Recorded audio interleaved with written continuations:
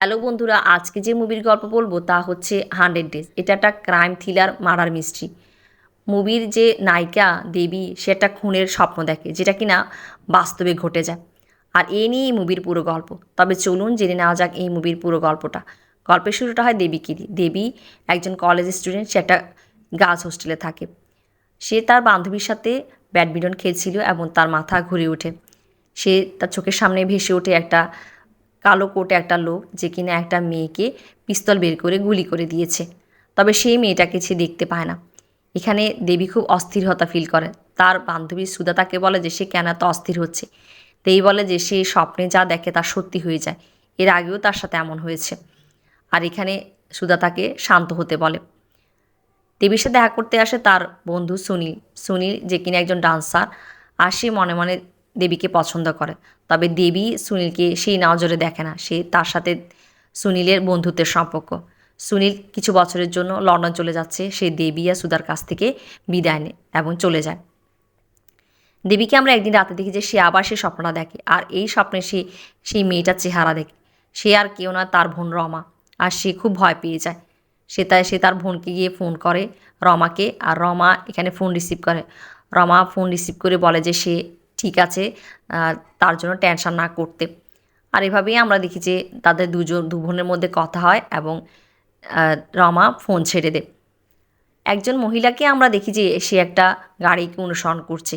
সেই গাড়ির মধ্যে একটা কালো কোটের একটা লোক, যেই লোকটা একটা বাড়ির ভেতরে যায়। আর সেখানে আমরা রমাকে দেখি।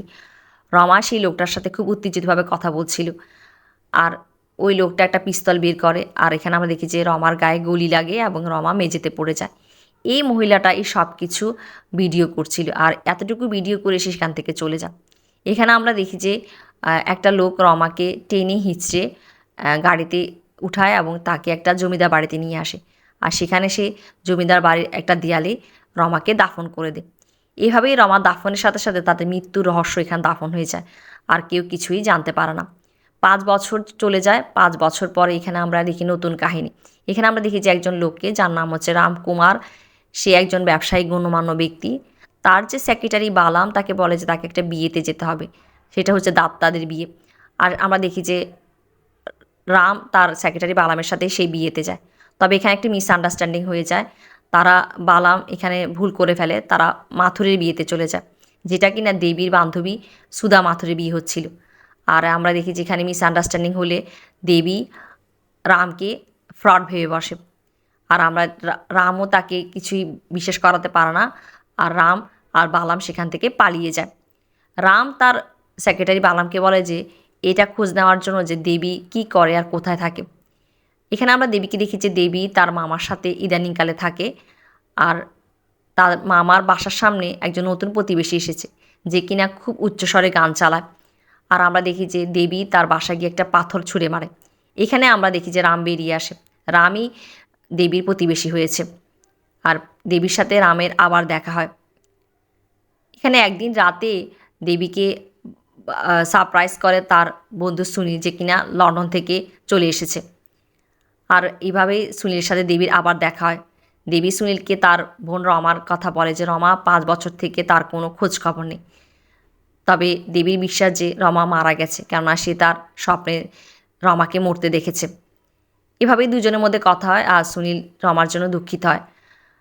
সুনীল দেবীকে বলে যে সে একটা ডান্স পারফরমেন্স করতে যাচ্ছে, আর তাকে তার সাথে অংশগ্রহণ করার জন্য। আর আমরা দেখি যে দেবী তাতে রাজি হয়। তারা সেই ডান্স শোতে অংশগ্রহণ করে। এখানে রাম সেই ডান্স শোর চিফ গেস্ট থাকে। আর রাম আহ, কথায় কথায় দেবীকে এটা বোঝাতে চায় যে সে দেবীকে পছন্দ করে।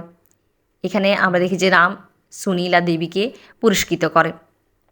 এভাবেই দেবী এখানে জানতে পারে যে রাম একজন বিজনেসম্যান এবং সে একটা গণ্যমান্য ব্যক্তি, একজন ভালো মানুষ। আর দেবীও মনে মনে রামকে পছন্দ করে ফেলে। এভাবেই তাদের দুজনের মধ্যে কথা হয়, দেখা হয়, আর তারা দুজনের প্রেমে পড়ে যায়।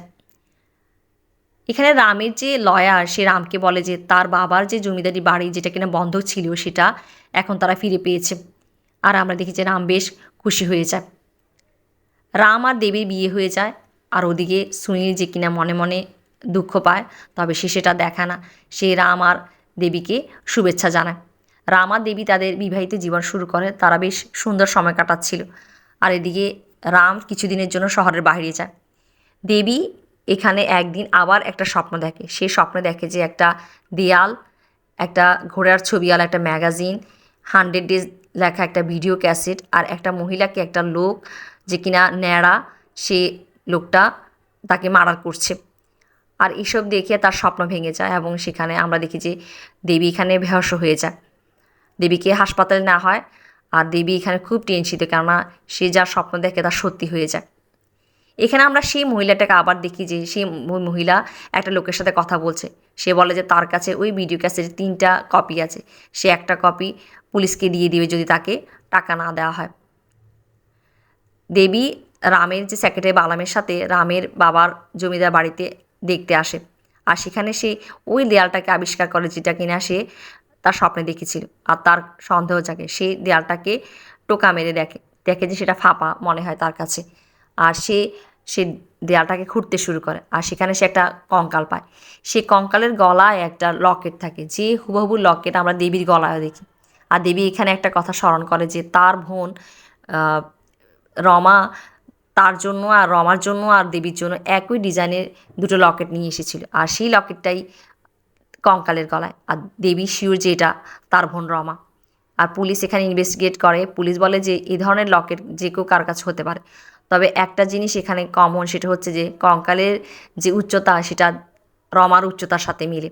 আর রমা যেদিন থেকে গায়েব হয়েছিল এই বাড়িও সেদিন থেকে বন্ধ।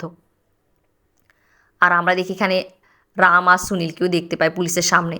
আর দেবী পুলিশকে বলে যে সে শিওর যে এটা তার বোন রমা। দেবীর সাথে দেখা করতে আসে তার বান্ধবী সুধা যে কিনা দেবীর বিয়েতে ছিল না। আর সুধা দেবীকে একটা ঘড়ি উপহার দেয়, হাত ঘড়ি, যেটাতে অ্যালার্ম বাজে। এভাবেই 2 বান্ধবীর দেখা হয় এবং 2 বান্ধবীর কথা হয়। দেবী তার বন্ধু সুনীলকে তার স্বপ্নের কথা বলে, আর সে স্বপ্নে কী কী দেখেছে সব কিছু বলে। সে সুনীলের সাথে এই সততা সুনীলের সাথে বেরিয়ে পড়ে এই সততা জানার জন্য যে তার স্বপ্নে যা দেখেছে তার সত্যতা কী। আর আমরা দেখি যে সে একটা ভিডিও ক্যাসেটের দোকানে আসে।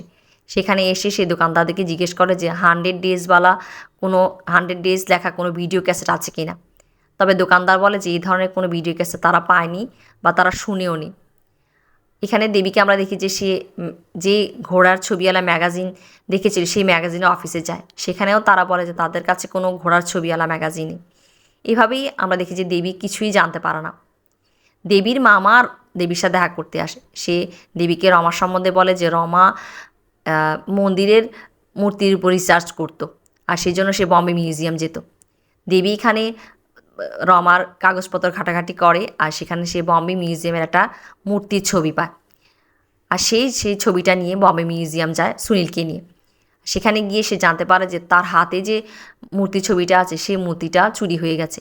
এরকম আরও বেশ কিছু মূর্তি চুরি হয়েছে, আর যে জন্য এই মিউজিয়ামের সিকিউরিটি এবং রেকর্ড কিপার যা হচ্ছে জাগমোহন আর পার্বতী দুজনকেই চাকরি থেকে বের করে দেওয়া হয়েছে। আর দেবী এখানে পিয়নকে টাকা দিয়ে জাগমোহন আর পার্বতী দুজনেরই ঠিকানা নিয়ে নেয়।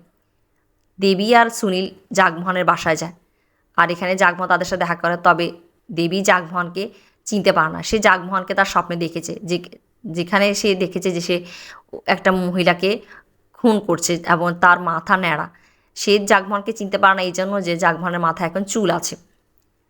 আর জাগমোহন তাদের দুজনকে সন্দেহ করে ফেলে যে তারা দুজন বোধহয় সিবিআইয়ের লোক, আর সে তাদের সাথে বেশি কথা বলে না, তাকে তার বাসা থেকে বের করে দেয়। এখানে দেবী আর সুনীল এই নিয়ে কথা বলছে যে তার পার্বতীর বাসায় যাক। এই কথা জাগমোহন শুনে যায়, আর জাগমোহন পার্বতীকে ফোন করে বলে দেয়। দেবী আর সুনীল যখন পার্বতীর বাসায় যায়, এখানে আমরা দেখি যে পার্বতী সেই মানুষটা যাকে কিনা দেবী খুন করতে দেখেছে।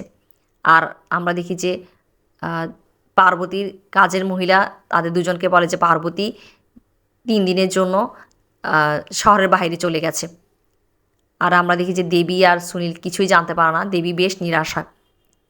এদিকে একদিন জাগমোহন সুনীলকে অ্যাক্সিডেন্ট করে দেয়, আর সুনীল জাগমোহন তার পরিচয় লুকানোর জন্য তার মাথাও ন্যাড়া করে ফেলে।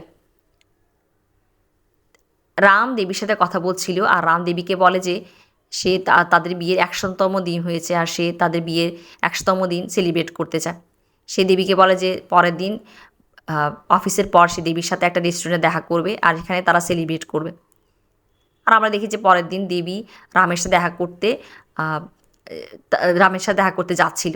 আর এখানে রাস্তায় সে ওই ঘোড়ার ছবিওয়ালা ম্যাগাজিন দেখতে পায়। আর সে যে গিয়ে সেই ম্যাগাজিনটা কিনে নেয়। আর তার মাথায় আসে যে সে যে মহিলাকে সে মার্ডার করতে দেখেছে সে পার্বতী নয় তো। আর সে পার্বতীর বাসায় চলে যায়।